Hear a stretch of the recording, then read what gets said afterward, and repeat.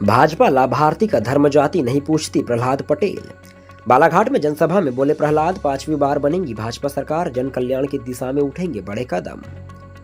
भाजपा के दिग्गज एवं केंद्रीय खाद्य प्रसंस्करण उद्योग एवं जल शक्ति राज्य मंत्री प्रहलाद पटेल ने कहा कि भारतीय जनता पार्टी ने किसी भी योजना का लाभ देने से पूर्व किसी लाभार्थी से उसकी जाति और धर्म नहीं पूछा है। भाजपा के लिए गरीब कल्याण अंतिम लक्ष्य है, जिसे पूरी तत्परता और लगन के साथ पूर्ण किया जा रहा है। कांग्रेसियों को चुनौती है कि वे हमारी एक भी योजना पर उंगली उठाकर दिखा दे, उन्हें करारा जवाब दिया जाएगा। केंद्रीय मंत्री श्री पटेल बालाघाट जिले की बहियर विधानसभा सीट से भाजपा प्रत्याशी भगत सिंह नेताम की नामांकन रैली के मौके पर आयोजित जनसभा को संबोधित कर रहे थे। उन्होंने कहा कि लोकतंत्र में वोट की ताकत ही निर्णायक है, आपके हाथ में वो ताकत है। जरूरी है इस ताकत को सही दिशा देने की।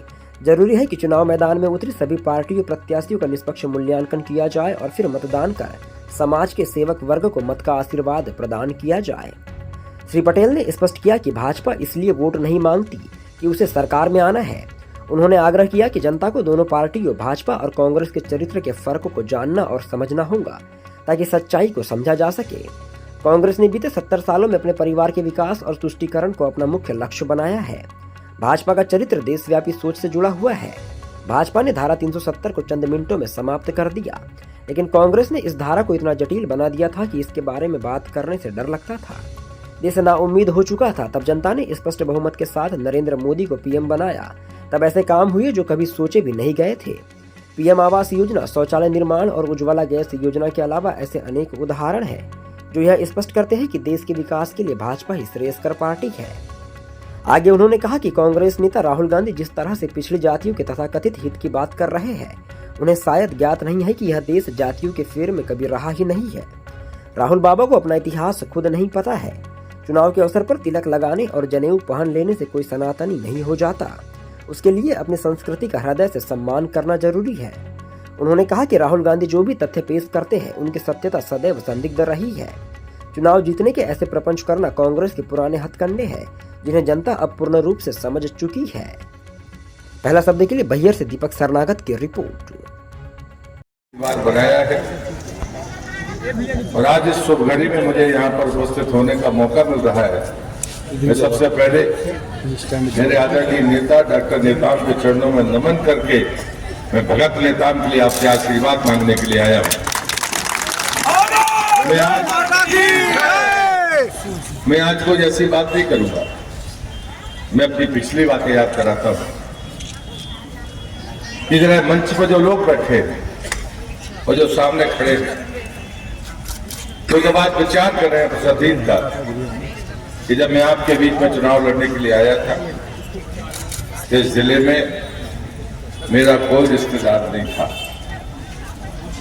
मैं मॉरिशस में था और मुझे बुलाकर बालाघाट का लोकसभा चुनाव लड़ने के लिए भेजा था। और ये माताएं बहनें इसमें बहुत सारी हैं जो उस समय काम करती थी। आप सबने आशीर्वाद देकर मुझे क्यों जिताया था कि अगर उस प्रश्न का उत्तर ढूंढ लोगे, सिर्फ इसलिए क्योंकि मेरे पास भारतीय जनता पार्टी का कमल था और कुछ मेरे पास नहीं था। और आपने बालाघाट पर ये चीजें याद इसलिए करनी चाहिए कि भारतीय जनता पार्टी जिसे उम्मीदवार बनाती है, चुनाव वो नहीं लड़ता। चुनाव पार्टी के पदाधिकारी, कार्यकर्ता और समर्थक लड़ते हैं।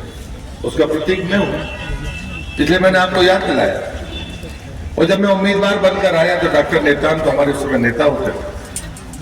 हम लोग युवा मोर्चे में थे। एक समय क्रांति मसाल यात्रा हम लोगों ने निकाली थी, तब हमारी सरकार नहीं थी। मैं वहां पर पैदल चला था। छत्तीसगढ़ के वर्तमान की जो बॉर्डर है ना, राजनांदगांव की, बालाघाट की, सालेवाला, वो पानी गिर रहा था तो साहू जी थे जो डॉक्टर। विकास तो ऐसा है कि आज पूरी दुनिया मोदी का लोहा मांगती है। विकास तो ऐसा है कि शांति के लिए लोग हमारी तरफ नजर उठाकर देखते हैं।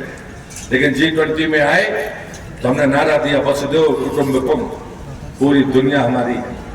हमको लोग बड़ा अनपढ़ कहते हैं। ये कांग्रेस के लोग समझते हैं कि सारा गांव का आदमी समझता नहीं होगा। अरे कांग्रेसियों, ये हिंदुस्तान का आम मजदूर, गरीब और किसान, भले तुम्हारी नजर में वो कम पढ़ा लिखा हो, लेकिन वो गर्व के साथ कहता है धर्म की जय हो, अधर्म का नाश हो, प्राणियों में सद्भावना हो, विश्व का कल्याण हो। दुनिया के किसी देश के प्रधानमंत्री राष्ट्रपति के मुंह से सुना है? किसी धर्म वाले के मुंह से सुना है? ये सनातन की ताकत है।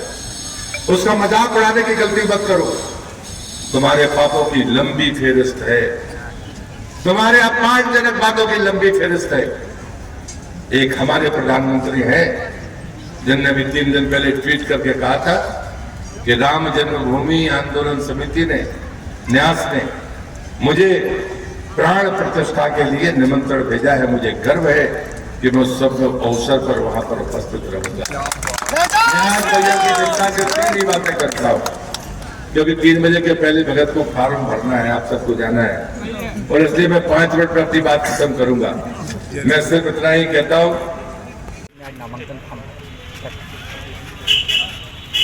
भारतीय जनता पार्टी अपने नेतृत्व के साथ काम करेगी और इसीलिए हमारा केंद्रीय नेतृत्व भी एक कार्यकर्तापन के भाव के साथ है।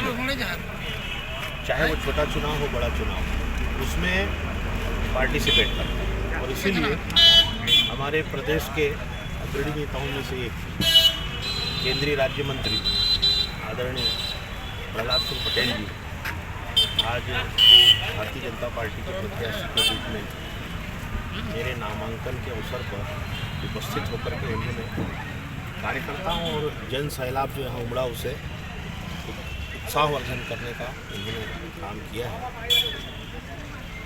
जीत के प्रति आप कितने आश्वस्त? 2013 और 2018 में इस क्षेत्र की जनता ने बहुत विश्वास के साथ कांग्रेस को मत किया, लेकिन इन 10 वर्षों के अंदर बैहर विधानसभा क्षेत्र का विकास अवरुद्ध हो गया।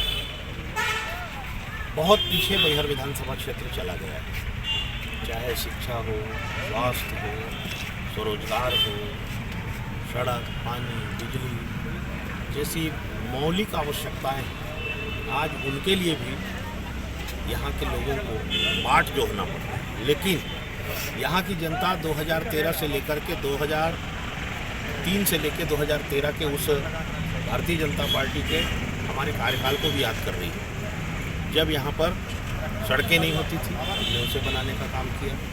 यहाँ पर हमने बिजली के 5 स्टेशन लगाए, सिंचाई के लिए हमने 5 यहाँ पर जलाशय बनाए, हमने कॉलेज खोला, हमने 3 उप तहसील बनाया। इस प्रकार से अनेक काम हमने यहाँ पर किया है और उन सारे कार्यों को जनता बहुत मन से तुलनात्मक रूप से देख रही है और मुझे भरोसा है कि हम विकास के मुद्दे पर और जन कल्याणकारी योजनाओं के आधार पर जनता के बीच में जा रहे हैं।